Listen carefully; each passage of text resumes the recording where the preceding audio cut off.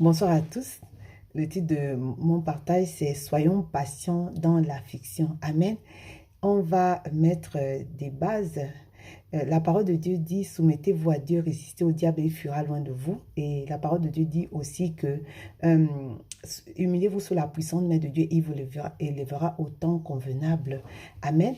Et la parole dit aussi que aimer Dieu, c'est aimer ses commandements. Donc, il faut dire que l'épreuve est prévue par Dieu pour nous perfectionner en vue de l'œuvre à laquelle il nous appelle. Amen.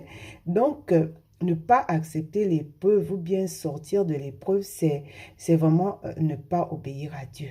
Ne pas obéir à Dieu. Donc, les conséquences, lorsqu'on ne lui obéit pas, c'est déjà qu'on ne peut pas résister face aux attaques de l'ennemi. Amen. On ne peut pas résister à cela. Et quand il dit, immulez-vous sous la puissante main de Dieu, vous lèvera au temps convenable. Euh, on ne s'appartient pas, on ne s'appartient plus du moins. On a été racheté, on est sa propriété, donc on n'a pas d'autre choix que de nous soumettre à lui et voilà, et s'attendre à lui. On n'a pas de volonté propre, on n'a pas à décider ce qu'on devra faire ou pas. Et c'est ce qui fait que nous demeurons longtemps dans des situations, on n'en sort pas parce que à chaque fois que le Seigneur veut, comment dire, nous amener nos transformations, on sort du processus et lorsque survient une circonstance contraire, du coup, on retombe là-dessus et la situation ne change pas. Amen. Et pour nous encourager, on va prendre l'exemple, pour nous encourager à demeurer dans l'épreuve, on va prendre l'exemple de Jésus dans Romains 4, versets 20 à 21. La parole de Dieu nous invite à garder les regards fixés sur Jésus alors que nous sommes dans l'épreuve. Amen. Ok, on va lire Romains, attendez.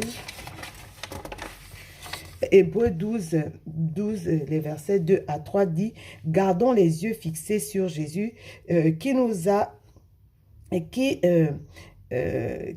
ouvert le chemin de la foi et qui la porte à la perfection parce qu'il avait en vue la joie qui lui était réservée.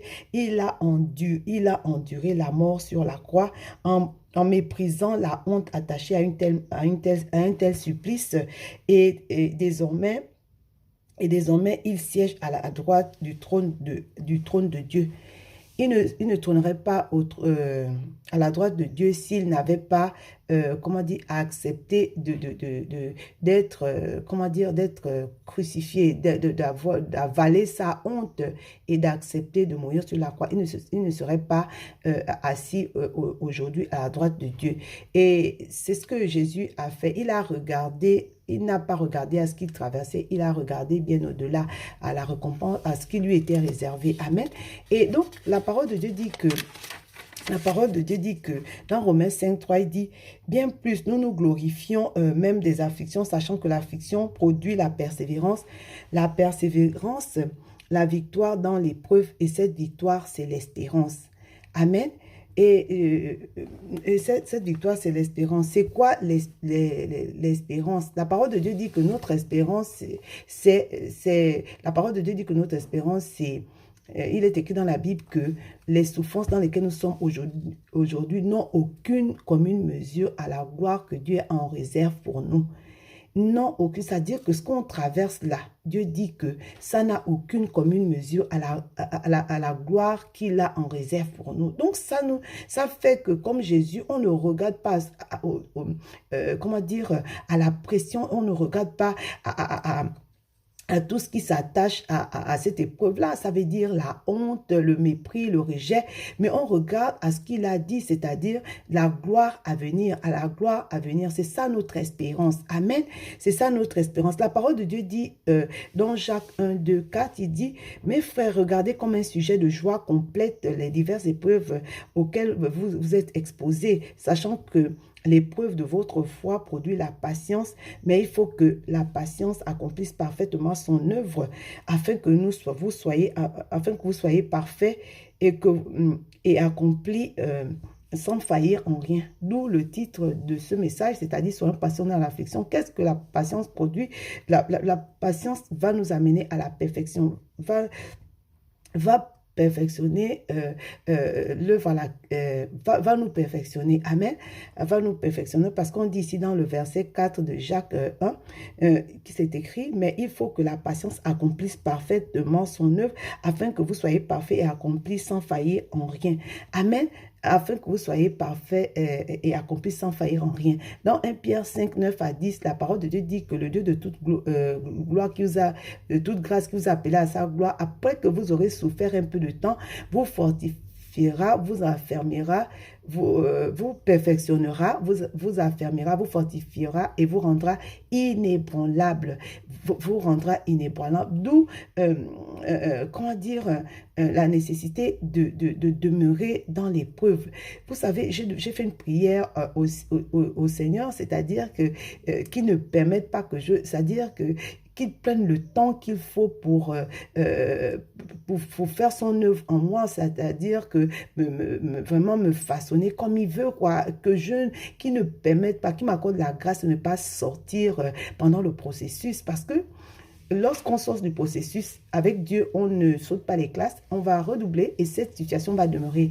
Et quand il dit que, vraiment, je dis au Seigneur qui m'accorde la grâce d'être, comment dire, patiente, qu'il prenne le temps qu'il faut pour faire ce qu'il veut. Je ne désire pas, comment tu appelles ça, je veux qu'il fasse toutes choses afin qu'au temps marqué, il décide de moi. C'est-à-dire que lui seul va arrêter le processus, quoi. Va arrêter le processus. Je ne veux pas sortir là prématurément parce que je sais que je risque encore de revenir et je suis en train de perdre du temps. Vous savez, Dieu, il a l'éternité. Nous, on dit que, la parole de Dieu dit que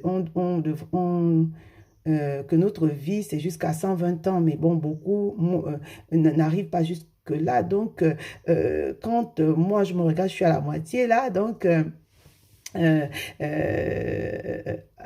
à la moitié. Donc, ce que je désire, c'est vraiment gagner du temps. C'est fini, comment tu appelles ça? La parole de Dieu dit que aussi longtemps que l'héritier demeure un enfant, il ne diffère en rien d'un esclave. Ça veut dire de quelqu'un qui ne connaît pas Christ. Et ça veut dire que tu ne peux pas avoir part à l'héritage. Et vraiment, cette fois-ci, vraiment, je demande au Seigneur de me rendre patiente dans l'affliction. Je demande au Seigneur de me garder le temps qu'il voudra afin que je puisse véritablement être, comment dire, être rendu parfait pour l'œuvre à laquelle il m'appelle, être qualifié. Amen. Quand on dit que il faut que la patience accomplisse parfaitement son œuvre, c'est que lorsque tu vas, le Seigneur, au temps que lui seul aura fixé et tu seras sorti de cette épreuve-là, ça va te qualifier, comme je l'ai dit, dans un poste, ça va te qualifier. C'est-à-dire que dans ce domaine-là, tu vas avoir l'expertise. Tu vas avoir l'expertise. C'est vrai que il y aura d'autres épreuves, mais pour chaque épreuve où tu seras, lorsque tu vas demeurer jusqu'à la fin du processus, tu seras qualifié, tu vas être expert dans ce domaine-là et tu auras gagné. Amen. Et tu seras à même de rentrer dans ta destinée. Il faut savoir que moins on se soumet à Dieu, moins on a la capacité de résister au diable et encore moins de le faire fuir. Donc vraiment, ce que je veux nous dire ce soir, c'est véritablement valoriser l'œuvre achevée de la croix. La parole de Dieu dit dans Apocalypse 12, 11, il dit qu'ils l'ont vaincu à cause du sang de l'agneau et de la parole de leur témoignage. Ils n'ont pas aimé leur vie jusqu'à craindre la mort. Amen. Dieu, il dit que comment dire, il